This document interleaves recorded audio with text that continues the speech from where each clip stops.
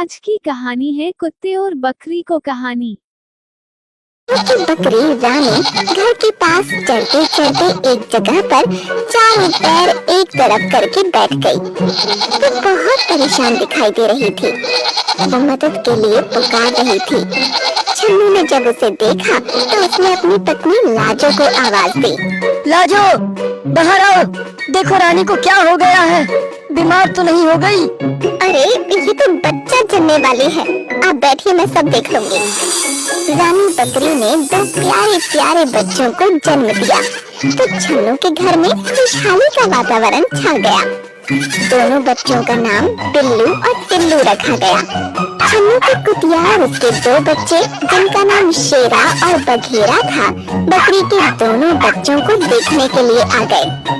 बिल्ली उनसे खेलना चाहते थे, इसलिए आगे बढ़ गए। हमारे घर की आबादी बढ़ रही है, अब तक हम लोग कुल 6 हो गए हैं। ये लोग तो फैमिली प्लानिंग को नहीं मानते। अच्छा है, जनसंख्या बढ़ने दो। आप भी ना। इतना कहकर लाजो घर के अंदर चली गई। कुत्ते के पिल्ले और बकरी के बच्चे आपस में खेलने लगे। छन्नू ये देखकर बहुत खुश हो रहा था। वो भी उनके साथ खेल लेता था। उसे सब परिवार के सदस्य ही लगते थे। वो उनकी सुरक्षा का पूरा ध्यान रखता था। रात के समय बकरी रानी और उसके बच्चे एक कमरे के अंदर रहते। कभी कभी कुतिया और उसके बच्चे भी वहीं रहते थे। एक दिन कुतिया और उसके बच्चे रात के समय कमरे के बाहर ही बैठे थे। अचानक एक सियार छन्नू के घर की बाउंड्री के अंदर आ गया। कुतिया के कान खड़े हो गए। उसे अपने बच्चों की चिंता हो गई।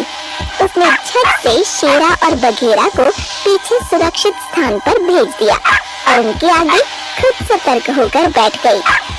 सियार ने रानी बकरी के कमरे में जाने की कोशिश की। वो बार बार दरवाजे को धकेलना चाहता था। जब दरवाजा नहीं खुला तो वो कुतिया और उसके बच्चों की तरफ मुड़ गया। कुतिया ने पूरी तरह से बच्चों को अपने पीछे सुरक्षा में ढक लिया। सियार आगे बढ़ा तो माँ कुतिया उससे लड़ पड़ी। दोनों में लड़ाई होने लगी। सियार बच्चों की तरफ जाने लगता तो कुतिया उस पर टूट पड़ती। अपने बच्चों को बचाने में उसकी जान पर बनाई। छन्नू तब तक डंडा लेकर बाहर आ गया। सियार वहाँ से भाग गया, लेकिन कुतिया पूरी तरह से घायल हो चुकी थी। आज तक कभी यहाँ सियार नहीं आया था, आज पहली बार ये खतरा सामने आ गया। यदि मुझे इसका अंदाजा होता तो मैं इन्हें भी कमरे के अंदर ही रखता। मेरी प्यारी कुतिया देखो पूरी तरह से घायल हो गई है। दोनों बच्चे शेरा और बघेरा आकर अपनी माँ को उठाने की कोशिश करने लगे। कुतिया हिल भी नहीं पा रही थी। माँ उठो, सियार भाग गया। तुमने बड़ी बहादुरी दिखाई, तुम कुछ बोल क्यों नहीं रही हो? हाँ माँ, कुछ तो बोलो, तुम्हें बहुत चोट लगी है।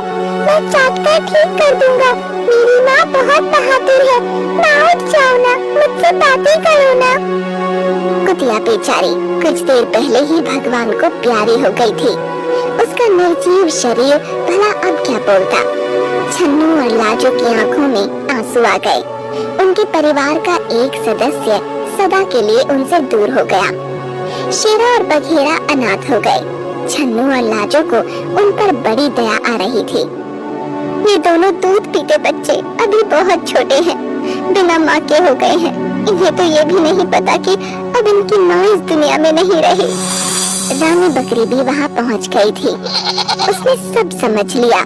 वो शेरा और बघेरा के पास आ गई। उसकी ममता का आंचल बहुत बड़ा था। उसने दोनों बच्चों को अपना लिया।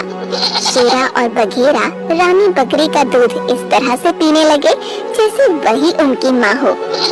उन दोनों ने भी रानी बकरी को अपनी माँ बना लिया। वो बिल्लू और टिल्लू के साथ भी पूरी तरह से घुल मिल गए। कहते हैं ना होता जिनका कोई उनका खुदा होता है। बिल्लों की माँ बकरी बन गई। शेरा और बघेरा बड़े हो गए। वो दोनों अपनी माँ रानी बकरी और भाई टिल्लू और बिल्लू की सुरक्षा में लगे रहते थे। एक शाम सूरज ढलते ही वही सियार फिर से आ गया। कमरे का दरवाजा खुला था।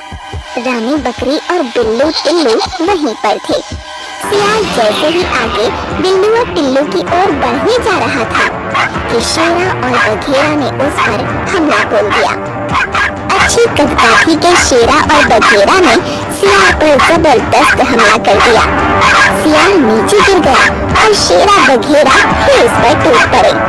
उन दोनों ने सियार को संभलने का मौका ही नहीं दिया और काट काट कर उसे मौत के घाट उतार दिया। इस तरह से उनके द्वारा रानी बकरी, टिल्लू और बिल्लू की सुरक्षा हो गई और उन्होंने अपनी माँ की मौत का बदला भी ले लिया।